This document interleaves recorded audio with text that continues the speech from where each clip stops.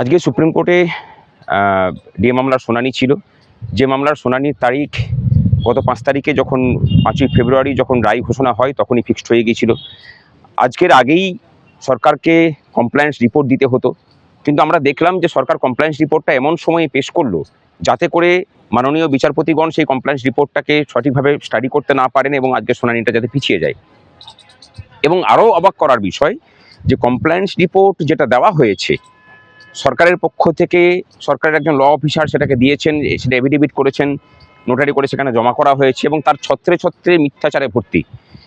অবাক হয়ে যাচ্ছি, একটা সরকার সুপ্রিম কোর্টের মতো একটা প্রতিষ্ঠানে দায়িত্ব নিয়ে মিথ্যা তথ্য পরিবেশন করছে এইভাবে। আমরা কমপ্লায়েন্স রিপোর্টটাকে দেখার পরে আমরা যখন শুনানি শুরু হলে আমরা যখন কথাগুলোকে তুলি, তখন তারা মাননীয় বিচারপতিগণ খুব স্বাভাবিকভাবেই বলেন যে কোনো কমপ্লায়েন্স রিপোর্ট আমরা পাইনি, এখনো পর্যন্ত স্ট্যাটাস রিপোর্ট পাইনি, সুতরাং স্ট্যাটাস রিপোর্ট না পেলে আমরা শুনানি করতে পারছি না। এখানে তারা যেটা বলেছেন যে সমস্ত কর্মচারীকে দিয়ে দেওয়া হয়েছে। আমাদের কাছে হিসেব যে সরকারি কর্মচারীদেরই এখনো পর্যন্ত 20%-এর বেশি কর্মচারী এবং পেনশনার যাদের অ্যাকাউন্টে পয়সা ঢোকেনি, তাদের কাছে কোনো মেসেজও আসেনি। গ্রান্টি নেট খাতের কর্মচারীদের কোনো কিছুই কোনো পদক্ষেপ সেভাবে গ্রহণ করা হয়নি, কোনো কার্যকর পদক্ষেপ গ্রহণ করা হয়নি। এর মাঝখানে তারা যে খরচের হিসাব দেখিয়েছেন, সেই খরচের হিসাবের মধ্যেও বিস্তর গোলমাল আছে, সেটা আমাদের কাছে তথ্য আছে, সেটা আমরা জানি। এবং যেটা 100 টাকা দেওয়ার কথা সেখানে 43 টাকা দিয়ে পরে তারা বলছেন যে সমস্তটা মিটিয়ে দিয়েছি।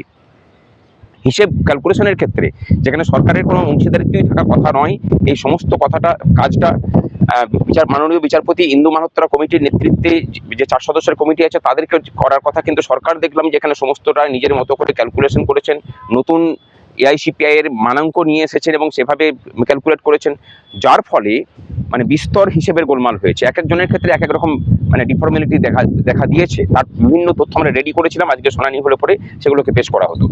এবং শুধু সেটাই নয়, তারা বলছেন যে এই যে রিপোর্ট তৈরি, সেই রিপোর্ট তৈরি করতে নাকি এবং হিসেব নিকেশ করতে নাকি প্রচুর সময় সাপেক্ষ ব্যাপার, অথচ আমরা জানি যেটা যদি আমাদেরকে দেওয়া হয় আমরা খুব সহজেই এই কাজটা করে দিতে পারি, উইদাউট খরচাতেই আমরা করে দিতে পারি। এবং তার থেকে বড় কথা হচ্ছে যে দুবার করে যে এআইসিপিআই মেনে দেওয়ার কথা সেটা কিন্তু মানা হয়নি। সেটা প্রসঙ্গে আমরা এগুলো আলোচনা হবে। এবং আমাদের পক্ষ থেকে যে কথাটা গুরুত্বপূর্ণভাবে তোলা হয়েছিল যে ইন্দু মালহোত্রা কমিটির কাছে আমরা আমাদের পক্ষ রাখার সুযোগ পাচ্ছি না। মাননীয় বিচারপতিকে তখন বিচারপতিদ্বয় বলেন যে ওই কমিটির কাছে আপনারা আপনাদের রিপ্রেজেন্টেশন পাঠান, আপনাদের বক্তব্য পাঠান আপনারা। আমরা সেটা করছি, সেটা তৈরি হচ্ছে। আমাদের আইনজীবী মাননীয় গোপাল সুব্রমণিয়াম স্যার সেটাকে রেডি করছেন। আমরা খুব তাড়াতাড়ি সেই রিপ্রেজেন্টেশন রাখবো এবং সেই রিপ্রেজেন্টেশন আমরা পাঠিয়ে দেব। আগামী 6 তারিখের যে শুনানি আছে তার আগে সংগ্রামী যৌথ মঞ্চ দৃঢ় প্রতিজ্ঞ যে এই 6 তারিখের শুনানিতে এই সরকার যাতে কর্মচারীদের বিপক্ষে এসে দাঁড়াতে না পারে, রিপ্রেজেন্ট করতে না পারে, তার জন্য চেষ্টার কোনো কসুর এই রাজ্যের কর্মচারী শিক্ষকরা করবেন না। তার জন্য যে রাস্তা লড়াই, সেই রাস্তা লড়াই যেমন চলবে, ভোটের মুখে তাদেরকে যেভাবে কাজ করলে তাদের অস্বস্তি সৃষ্টি হয় সেই কাজগুলো আমরা করে যাব এবং আইনি লড়াইয়ের জন্য যে পারদর্শিতা আমরা দেখিয়ে আসছি সেই পারদর্শিতাই বজায় থাকবে।